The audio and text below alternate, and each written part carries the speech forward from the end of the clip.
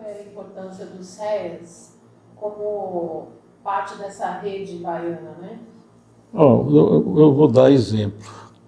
Por exemplo, Jacques Wagner, que virou governador, agora é senador. Ele veio fugido do Rio. Então, o padre Cláudio já conseguiu alugar uma casa para morar lá na suburbana e depois arrumou um esquema de emprego para ele, no Polo. E depois ele virou liderança sindical, etc. e tal. Roseli Elias estava sendo processada. Aí o SES contratou contratou para fazer pesquisa, trabalhar em pesquisa. O processo continuou, ela terminou sendo presa. Eu mesmo ia visitar ela, quando levava os bombons lá de chocolate para ela, fazia onda, Cláudio visitava. Ela tinha dá um exemplo assim de o SES tinha e até hoje tem, embaixo do SES tem uma construção que tem quartos. Tem uma espécie de cozinha, tem banheiro, que inclusive está restaurando agora para voltar a hospedar pessoas e hospedava pessoas que vinham do campo, vinham para a cidade, e às vezes hospedava pessoas perseguidas também. Certo? Foi Cláudio que articulou esse esquema de proteção para Teodomiro, que eu acabei de falar, né? Em Jequié e Mogi da Lapa. Quem mais eu falo? Tem exemplos assim de pessoas. Então ele foi criado com qual o objetivo principal? Esse de dar apoio para os perseguidos? Não.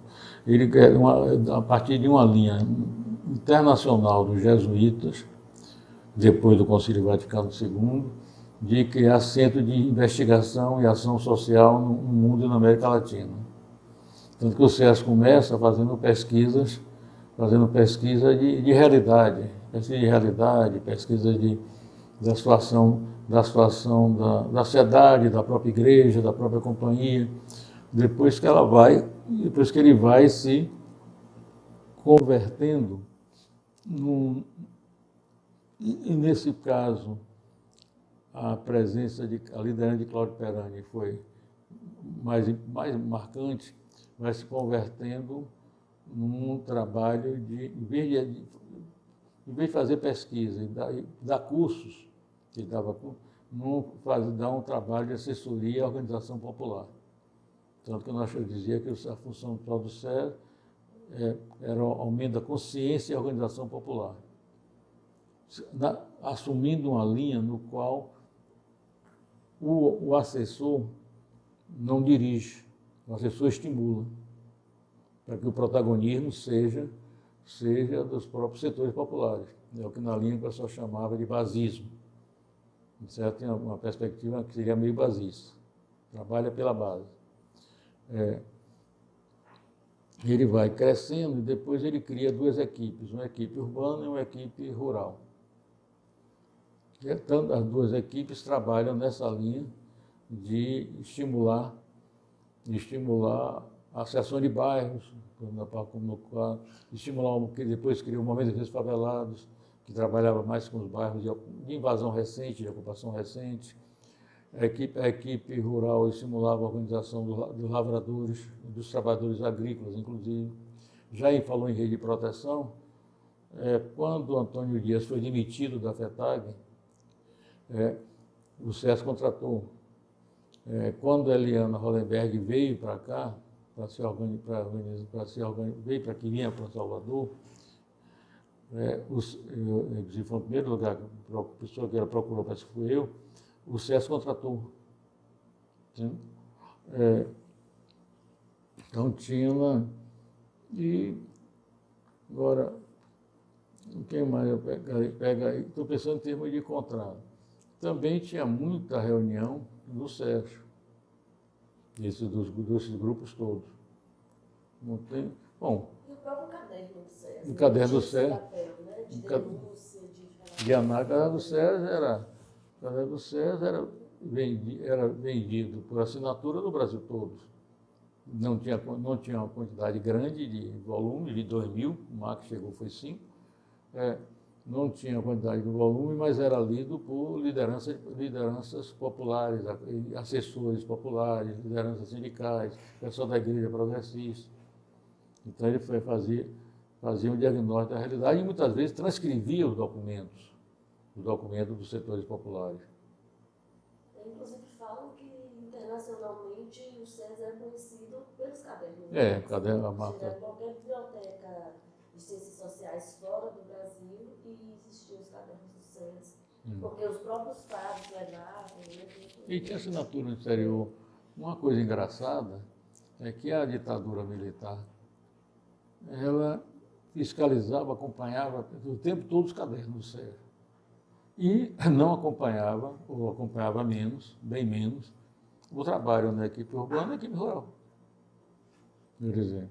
Mas os cadernos chegaram a ser censurados? Foram, o caderno foi apreendido, o caderno foi... chamaram o padre Cláudio lá para dizer que o caderno tinha de mandar o material para a censura para olhar. Mandaram um bocado daquele bilhetinho lá para de censura. O CERT tem uns arquivos lá, no levantamento do CERT tem um arquivo lá com o bilhetinho que a Polícia Federal mandou. Depois, Grimaldo não achou muito bilhetinho, não. Eu não sei se foi porque depois eles pararam de mandar, porque não adiantava, ou o CERT deixou de guardar, ele não deu muita bola. Eles mandavam aqueles bilhetinhos que não para divulgar. Agora tinha a questão do limite, às vezes era complicado bater no César. Primeiro que a dose jesuíta. Depois tinha um estudo, um trabalho de como trabalhar nos limites do possível. Por exemplo, não se podia falar em Noel de Câmara. Noel de Câmara era o maior subversivo do mundo. Aí você publica um artigo, um discurso de Noel de Câmara, que ele fala no aniversário de São Tomás de Aquino, nos Estados Unidos. Onde ele fala o que São Tomás de Aquino faria, qual o comportamento de São Tomás de Aquino diante de Carlos Marx. Entende? Você pode dar em cima como deram, protestar, denunciar, mandar, mas você pode processar o SES, que gera da companhia, brigando com a companhia, brigando com o cardeal. Quando ele transcreve uma fala feita nos Estados Unidos, religioso americano, tem também